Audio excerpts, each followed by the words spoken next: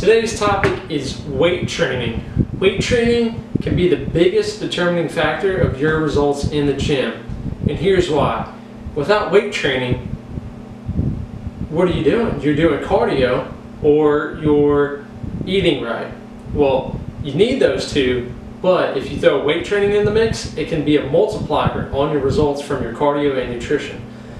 And the benefits of weight training are a lot greater than you might even think. So here are some of the benefits. You actually improve your body composition. So if you're looking to lose weight, if you're looking to look better, get toned, you gotta weight train. The other thing, increase your bone density. As you get older, no matter what age you are, you need to be thinking about where you're gonna be 10 years from now. So it improves your bone density. That's how thick and how dense your bone is. So if you're not weight training and you're doing cardio, while that might help your knees out a little bit on the bone density, which is actually going to probably do more harm than good, your bones aren't improving. So weight training definitely helps with that. Another thing it does, it increases your metabolism, which is why it helps with your body composition.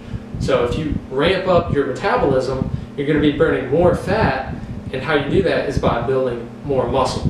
So that's what you want to think about is go back and look at your routine. Are you weight training or are you doing cardio, or what are you really doing?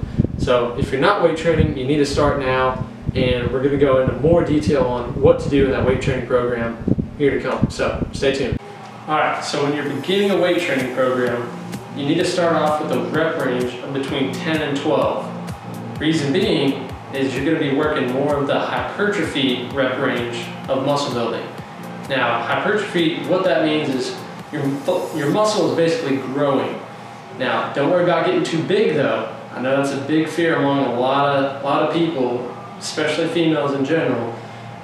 It's not going to happen. You're not going to get too big. If that was possible, if muscle was easy to come by, everybody walking down the street would be like just ripped up and have huge muscles, but they're not. So don't worry about that. Now, when you're doing weight training, I would recommend starting off at a moderate tempo. 2 seconds up, 2 seconds down. So if you're talking about bicep curl, you're going 2 seconds up, 2 seconds down. No seconds in between. So you're not going to hold it, you're not going to hold it down here. So 2 seconds up, 2 seconds down. That would be concentric and eccentric, just a fancy way of saying up and down, going against gravity, going with gravity. But you want to do the moderate tempo, 2 seconds, and you want to focus on multi-joint movements. So instead of doing a bicep curl, think about a lat pull down, where you're pulling down, you're using your biceps, you're also using your lats, you're also using your rear deltoids, so you're involving more than just one muscle group like your biceps. Another example of that would be like a deadlift, where you can do that with dumbbells as well. You do bent over and then pull it up, so you're working, you're hinging from the hip, you're hinging from your knees, you're getting your back involved. It's an all-inclusive type movement, so that's what I would focus on. Whenever you start a weight training program, it gets a lot more complex from there, but that's a great place to start. Some great examples of multi-joint movements are going to be, like we talked about, the deadlift, where you're involving more than one muscle group. You're going to be doing that with either a barbell or a dumbbell. You can do both. Another great one is going to be the dumbbell chest press, where you're lying down. And I'm going to do some more videos in the future of like outlining some of these.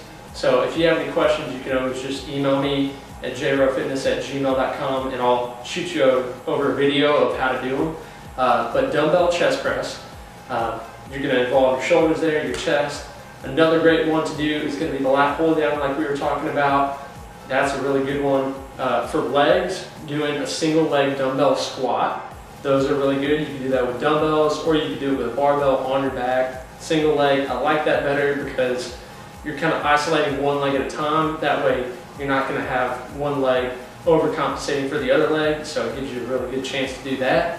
Another great one is going to be dumbbell or barbell upright rows, where you're pulling the weights up like that. Really great for working your back muscles that kind of help keep your posture. That's really good. It also works your shoulders if you're looking to tone up your shoulders a little bit more, build some muscle there. It also works your biceps at the same time. So like we're talking about, multi-joint, you're working multiple muscle groups at the same time. Another thing that's going to do is give you more bang for your buck. So you're not just going in, doing 30 minutes of weight training, and only working like a couple different muscle groups, you can actually work all your muscle groups within a 30-minute time span and really get a more effective workout. So I'm meal prepping tonight too, so I'm going to show you what I'm making. It's the little chicken. I'm going to throw some serrano peppers, some cut up celery, carrots, that type of stuff. So then I'm going to bake the sweet potatoes in the oven. So check it out. So here I'm cutting all the sweet potatoes and the carrots. I don't show that I'm peeling the carrots, but I peel the carrots. It's just how I roll. Cutting the serrano pepper. The pepper is extremely hot.